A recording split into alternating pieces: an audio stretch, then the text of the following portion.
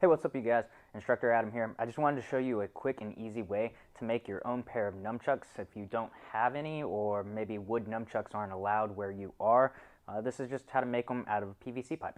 So, in order to make them out of PVC pipe, what you need to do is you need to get, obviously, PVC pipe. I use a 1-inch diameter PVC pipe, and then I cut it so that it is going to be 1 foot. So that's the length that I like to use. Maybe you want it a little longer, a little shorter. That's going to be up to you. But I typically use 1 foot for all of my nunchucks with a 1-inch diameter. So what you need to do is obviously cut it down to being 1 foot. They're probably not going to come in that, so you might have to get a PVC pipe cutter. They're about $7 at Home Depot. And then if you have a drill, I used a 7 30 drill bit to be able to drill through here. I go all the way through, so I put 2 holes. Obviously it goes all the way through it. I put about 1 inch here and then about 1 inch in between it. That's going to be estimations. You can do exact if you want, but it doesn't really matter. We just want enough space here so that the string isn't going to pull through it and break that. So about 1 inch will be fine whenever you're doing that. Cut it, 1 hole through, 1 hole through. They don't have to be perfect. Mine aren't perfect. It's a little bit off. If you don't have a drill, you can use a knife, stick it in there.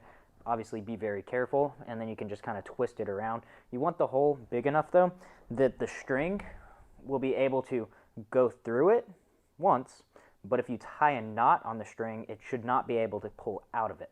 And that's about how you know how big it is. So it doesn't have to be the exact same drill bits that I use. That doesn't really matter. So the way that you're going to end up stringing this, I'm not going to string it because honestly the stringing takes a little bit of time. It can be kind of a hassle. But the way that I do it is I first stick through this bottom hole here on one of them. I'll stick the string all the way through it, and then I will loop it on both sides in and then bring it up. So then I'll have it so it's looped through, bringing up and out. After I bring it up and out, what I'm going to do is I'm going to put it in here. I will insert it in here, and then I'll bring it out the furthest hole first, and then loop it into the closer hole. The reason I do that is so that later on it'll be a little bit easier to change the length of the string. So sometimes you might want a longer distance in between the chucks. Sometimes you might want a shorter distance in between the chucks. That's going to be up to you and what you're doing. But again, I put it all the way through both sides on the bottom hole first, and then I loop it in through the top hole on both of them on one side, bring it up through it, and then I'll bring it through here, through the inside, and I will bring it from the furthest hole into the closest hole, bring them up, and then just tie a knot right at the end of the string, and then tighten it.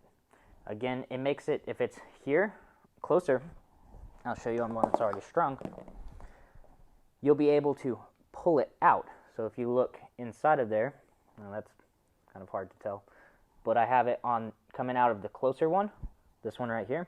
That way I can pull it out, and if I wanted to, I could tie the knot again and shorten it, or I can lengthen it.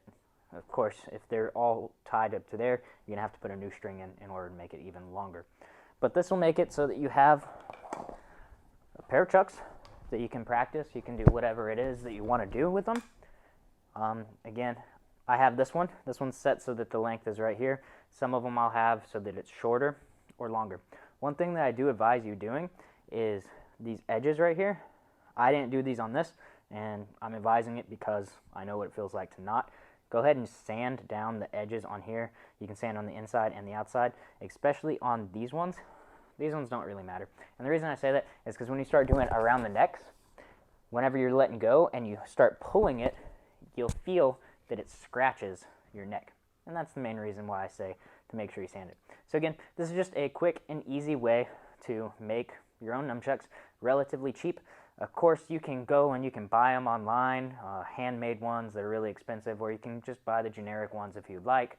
But I think the materials for this cost me, well, the PVC pipe was like $6 or $7, and then Paracord also is about $5 for about 100 feet of it. You might have to buy a thing to cut it, and you probably already have a knife. If you don't have a drill, I don't recommend buying a drill just for this. It's going to be expensive.